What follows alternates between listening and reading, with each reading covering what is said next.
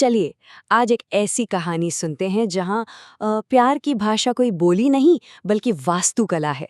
जी हाँ, एक आर्किटेक्ट और एक घुमक्कड़ की कहानी जिसे दीवारों में लिखा गया था। देखिए, ये जो लाइन है ना, यही इस पूरी कहानी की कह सकते हैं बुनियाद है। और यहीं से हमारे दो किरदारों का सफर शुरू होता है। दो ऐसे लोग जो दुनिया को बिल्कुल अलग-अलग नजरों से देखते हैं। लेकिन कमाल की बात यह है कि दोनों एक ही चीज ढूंढ रहे हैं, सुकून। तो चलिए कहानी के पहले हिस्से में हम मिलते हैं आर्यन और इरा से। मतलब उनके एक दूसरे से मिलने से भी पहले। ये जानना बहुत जरूरी है कि आखिर वो थे कौन और इन जगहों से, इन दीवारों से उनका रिश्ता था कैसा। तो देखिए, एक तरफ है आर्यन, एक आर्किटेक्ट जो आप कह सकते हैं कि थोड़ा अकेला रहता है और पुरानी खामोश इमारतों में, उनकी दीवारों में छुपी कहानियों में अपनी जिंदगी का मतलब ढूंढता है। और फिर दूसरी तरफ है इरा, बिल्कुल उल्टी, एक ट्रैवल व्लॉगर जो पूरी दुनिया घूम रही है, बस उस एक जगह की तलाश में जिससे वो सच में घर कह सके, जहां वो बस ठहर जाए। और फिर इन दोनों की कहानी की शुरुआत होती है एक कैफे में जिसका नाम भी बड़ा दिलचस्प है, द लास्ट चैप्टर। सोचिए, बाहर तेज बारिश हो रही है, एक कप डार्क रोस्ट कॉफी है और एक ऐसी मुलाकात होती है जो शायद किस्मत ने ही तय की थी। अब कहानी उस मोड़ पर आती है जहां उनका कनेक्शन बनने लगता है। 7 शामों तक उनकी जो बातें चलीं, वो कुछ ऐसी थीं जैसे मानो वो दोनों मिलकर लफ्जों से एक ही रूह का, एक ही डिजाइन का नक्शा तैयार कर रहे हों। और ये सब सिर्फ 7 दिनों में हुआ। सोचिए, पहले ही दिन इरा आर्यन की कड़वी कॉफी में से एक घूंट लेती है और कहती है, अब ये हमारी है। फिर चौथे दिन जब आर्यन उसे बताता है कि कैसे पुरानी इमारतें कहानियां संभालती हैं, तो इरा उससे एक वादा ले लेती है कि एक दिन वो उसकी कहानी भी किसी दीवार में छिपा देगा। और फिर 7वें दिन वो एक किताब में बस एक सूखा गुलाब रखकर बिना कुछ कहे चली जाती है। मतलब यहाँ आर्किटेक्चर अब सिर्फ आर्यन का काम नहीं रहा था, वो उनके कनेक्शन की भाषा बन गया था।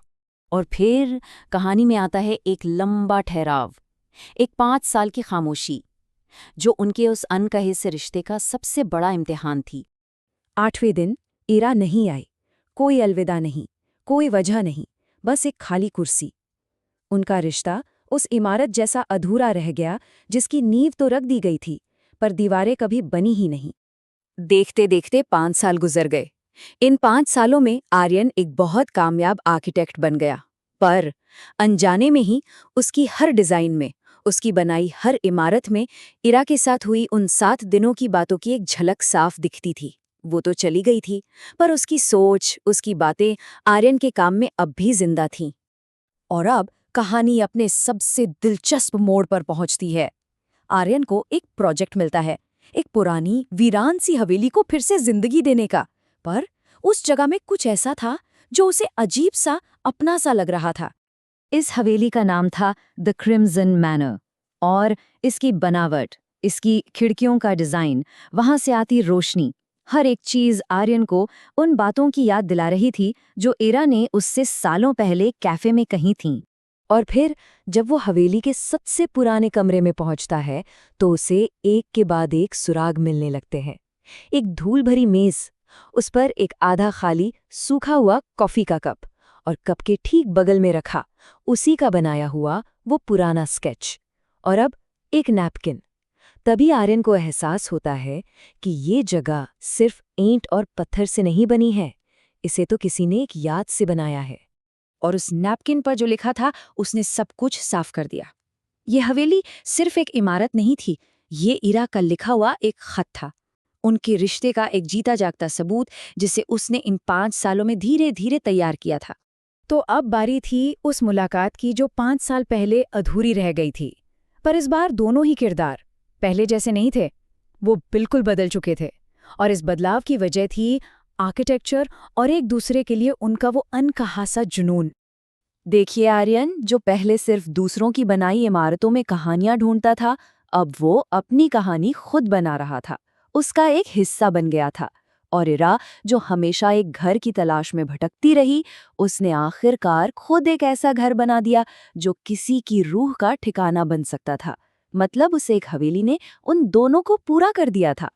इरा की ये बात प्यार और आर्किटेक्चर को जैसे एक ही धागे में पिरो देती है।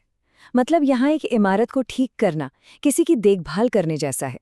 उस हवेली की हर ईंट, हर दीवार अब उनके रिश्ते की कहानी सुना रही थी। और नैपकिन पर लिखा ये आखिरी मैसेज कहानी को ठीक वहीं वापस ले आता है जहां से सब कुछ शुरू हुआ था, उसी द लास्ट चैप्टर कैफे में। तो आखिर में बस एक सवाल बचता है, क्या कोई जगह यादों को संभाल कर रखती है या फिर हमारी यादें ही उस जगह को बनाती हैं?